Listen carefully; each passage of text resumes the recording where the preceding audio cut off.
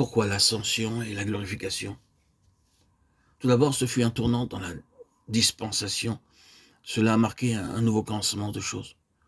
Nous obtenons un aperçu de ce qui s'est passé dans quelques-uns des psaumes. Psaume 22, mon Dieu, pourquoi m'as-tu abandonné? Psaume 24, qui est assurément un psaume prophétique. Porte, élevez vos linteaux, élevez-vous, porte éternelle. Que le roi de gloire fasse son entrée. C'est un tout. Et si ce psaume 24 commence comme il le fait par à l'éternel, la terre, et continue par qui pourra monter la montagne de l'éternel? Pour la réponse, nous nous reportons au psaume 23.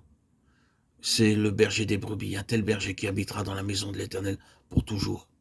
C'est lui qui monte à la montagne de l'Éternel, qui a les mains innocentes et le cœur pur, qui ne livre pas son âme au mensonge. Psaume 24, 4.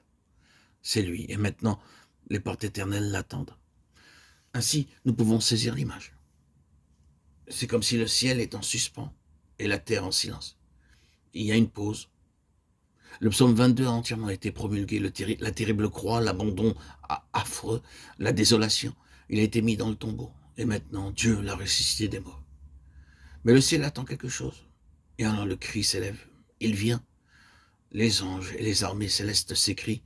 Porte, élevez vos linteaux, élevez-vous, porte éternelle. Que le roi de gloire fasse son entrée. Il est en route. Il vient. Ouvrez pour lui les portes. C'est l'image de son ascension, de son exaltation, de son retour au ciel. Le point est que tout était en train d'attendre ce glorieux événement. Rien d'autre ne pouvait avoir lieu avant que cela prenne place. Certes, la préparation a été effectuée ici-bas sur terre. Toute cette œuvre a été accomplie par la croix. Tout est prêt. Mais au ciel, la disposition d'esprit est « nous sommes dans l'attente ». Nous ne pouvons pas continuer avant qu'il ne soit ici de retour, avant qu'il ne soit à sa place, sa juste place. Tout attend cela. Toute chose est en suspens jusqu'à ce que cela se produise. Cette ascension, cette exaltation, cette glorification du Seigneur Jésus est quelque chose d'important. Cela doit donc avoir une très grande signification pour nous. Tout, maintenant, est centré dans le ciel. C'est un nouveau commencement pour lequel toute la préparation a été réalisée dans la croix. Quel est le nouveau commencement? Eh bien, un changement formidable a pris place dans le caractère, la nature de la dispensation. Dans l'ancienne dispensation, sous l'ancienne alliance, tout était centré en un point de cette terre et dans une nation, au sein des nations. Jérusalem était le point central, le pays.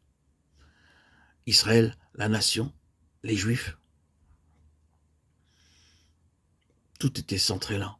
C'est concentré sur quelque chose de terrestre, de temporel, de passager. Quelque chose, il est vrai, qui était capable de faire complètement faillite, comme cela s'est produit. Maintenant, la chose entière est retirée de la terre, et le point central de tout se trouve dans le ciel.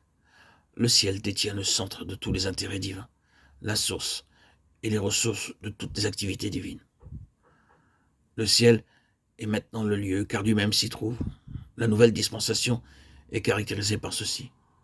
Mais que l'Église n'avait ni oublié ni manqué de voir. Le centre, le quartier général, le siège du gouvernement se trouve maintenant dans le ciel, au-delà du contact et de l'atteinte du temps, de la terre, du changement et de la possibilité de faillite. Sommes-nous trop familiers avec l'enseignement qui doit être rappelé, à savoir que l'Église est dès lors un peuple céleste et non pas terrestre, et que toutes nos bénédictions spirituelles sont dans les lieux célestes en Christ Jésus. Éphésiens 1:3. Et cela a en effet des applications pratiques très précieuses.